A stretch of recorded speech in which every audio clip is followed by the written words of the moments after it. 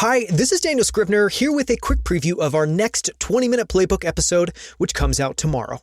In it, I'm joined by Nicolas Cole, who is one of the most read writers on the internet. Over the past decade, Nicolas Cole has written over 5,000 articles online and ghostwritten for over 300 founders, C-level executives, New York Times bestselling authors, Grammy-winning musicians, and more. He's also the co-founder of Ship 30 for 30, which is one of the largest cohort-based writing courses online, as well as the author of numerous books, including his latest, Snow Leopard: How Legendary Writers Create a Category of One. It's an incredible conversation you can't miss. Here's one of my favorite moments from it. Tune in tomorrow to listen to the full episode. I want to ask one more loaded question. Don't hate me. And this one is about your philosophy of writing. You know, one of the things you've clearly spent an enormous amount of time on, I assume you think of it as an infinite game, is just getting better at writing, you know, finding your voice, developing your voice, and continuing to push forward with that. So the question I want to ask is, if someone, pointed a gun to your head and said, distill down your thoughts about what makes good writing into just a few words or just a few sentences or just a few bullets, what comes to mind? And these can be just a couple of principles. This can be an acid test for good writing versus bad writing. How do you think about your philosophy of good writing? This is something that has taken me a really long time to understand. But again, once it flipped for me, now there's no going back. Good writing changes the reader.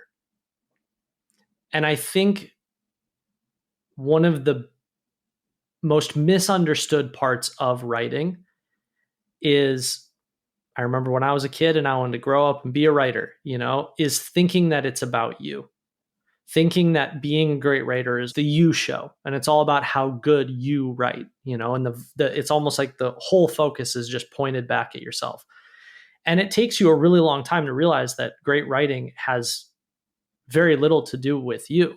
It will change you in the process. It can be about you, yourself and your heart and your story and everything can be in it, but it is ultimately about the reader.